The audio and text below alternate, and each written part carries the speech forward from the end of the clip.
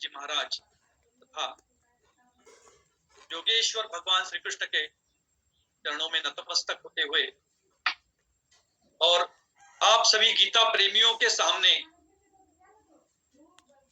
आप सभी को वंदन करते हुए मैं आपसे कुछ शब्द कहना चाहूंगा।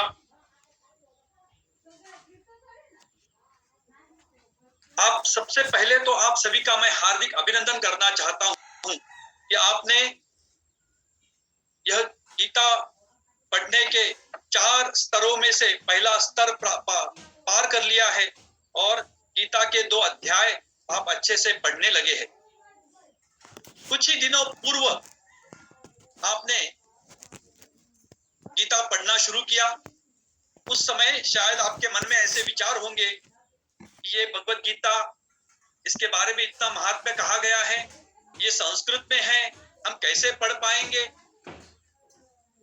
क्या हमारी वाणी से ये हम बोल सकेंगे। और देखते ही देखते आपने ये सारे 2 अध्याय अच्छे से पढ़ना, शुद्ध उच्चारण के साथ पढ़ना शुरू कर दिया। क्यों सीख रहे हैं हम सब भगवत गीता?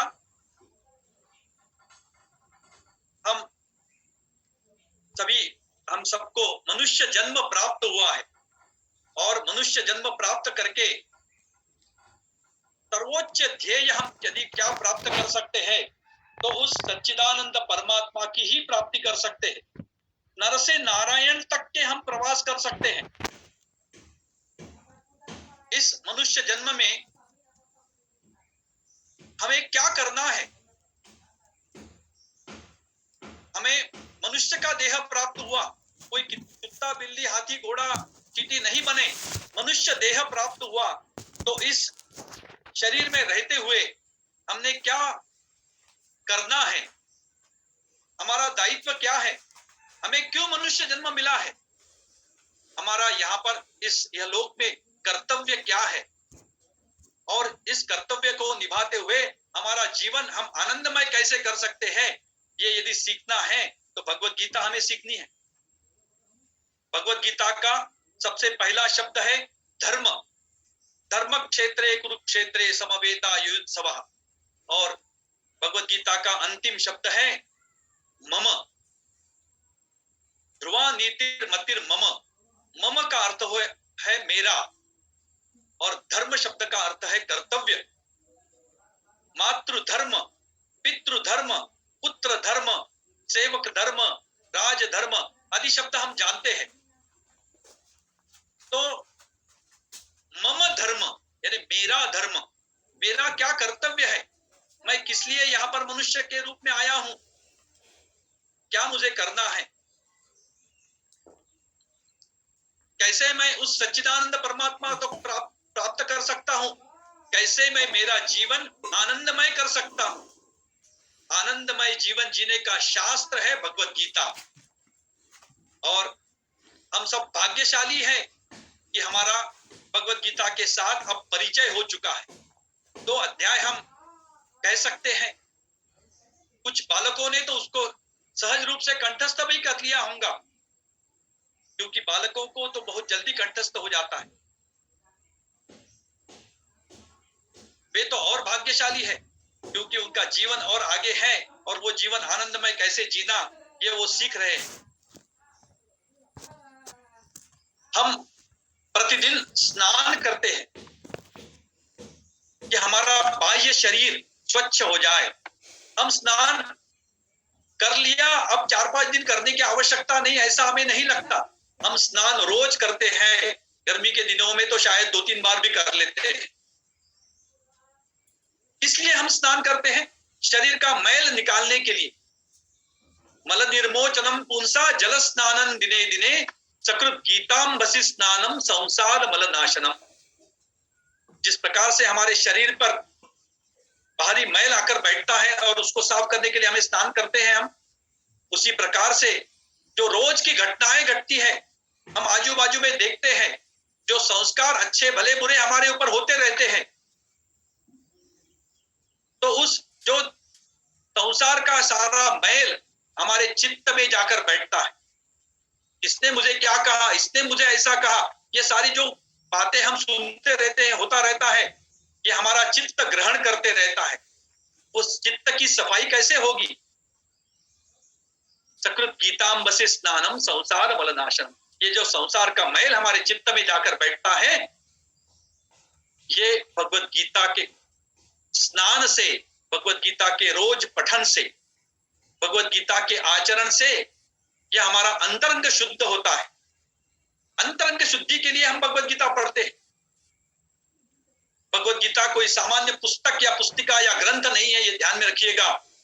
भगवत गीता को सभी श्रेष्ठ संतों ने मां कहा है। अम्ब त्वाम अनुसंदधामि भगवत गीते भगवद्वेषिणी। अम्ब यानी मां, गीता हमारी मां है। आचार्य विनोबा भावे कहते हैं, गीताई माउली तिसा बाळमी नेणता पढ़ता रड़ता घेई उचलुनी कड़ेवरी। गीता हमारी आई है, मां है। मां जिस प्रकार से अपने बालक को, वो गिरता है, रोता है, तो उसको उठा लेती है, उसको समझाती है, उसको मार्ग दिखाती है, उसका कल्याण चाहती है, उसका हित चाहती है। आपका भगवत गीता के साथ परिचय हुआ है, ध्यान में रखिएगा। आपके एक मां के साथ, आपकी मां के साथ परिचय हुआ है। जीवन में आपको आपका मार्ग दिखाने वाली आपकी मां आपको मिल गई है। आपने मां का हाथ पकड़ लिया है, अब उसे कभी छूटने नहीं देना, क्योंकि यही मां हमें मार्ग दिखाने वाली। या मैं तो ऐसा कहूंगा कि मां का हाथ हमने पकड़ने से भी हमने अपना हाथ ही मां के हाथ में दे देना चाहिए कि मां हमें संभालिए, हमें मार्गदर्शन कीजिए। भगवत गीता ये मां है, ये साक्षात भगवान श्री कृष्ण ही हैं। जयतु गीता वांग्मयी कृष्ण मूर्ति ही, ये वांग्मय रूपी कृष्ण भगवान है।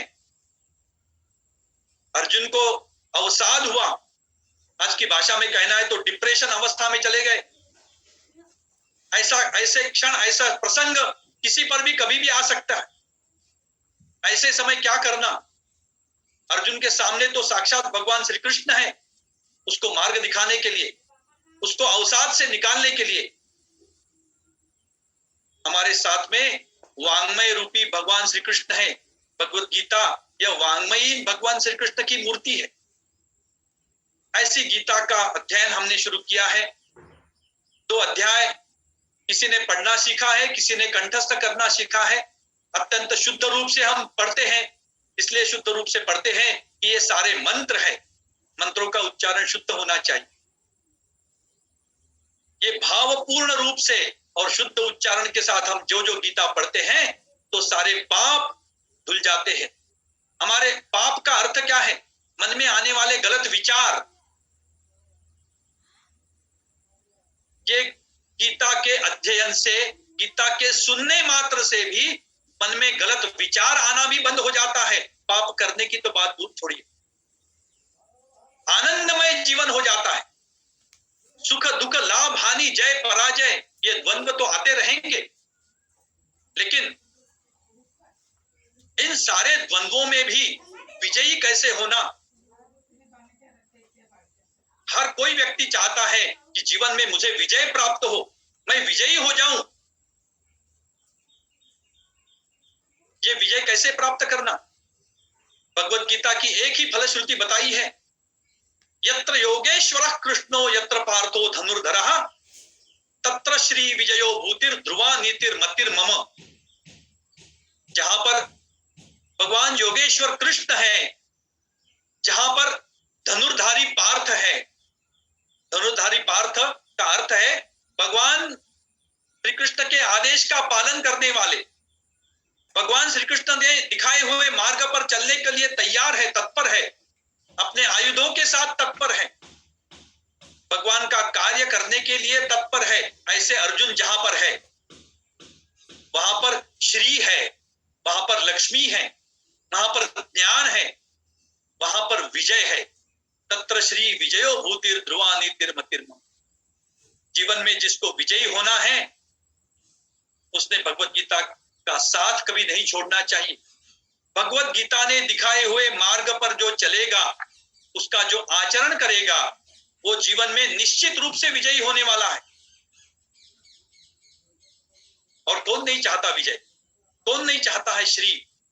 कौन नहीं चाहता है ज्ञान?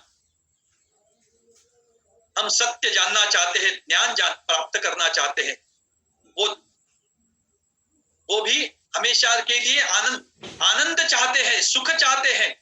वो सुख कैसा हो, शुरू हो गया समाप्त हो गया ऐसा नहीं। हमें ऐसा सुख चाहिए कि वो एक बार प्राप्त हो गया कि वो कभी समाप्त नहीं होने वाला। सुखम आत्यंतिकम यत्तद् बुद्धिग्राह्यम अतीन्द्रियम। आत्यंतिक सुख की प्राप्ति यदि हमें करनी है कि जिस सुख के सामने अन्य सारे सुख फीके हो जाए, हमें उस आनंद की प्राप्ति करनी है। अर्थात हमें सच्चिदानंद चाहिए। जिसको सच्चिदानंद चाहिए, जिसको श्री चाहिए, जिसको विजय चाहिए, जिसको ज्ञान चाहिए, उसने गीता का साथ कभी नहीं छोड़ना है।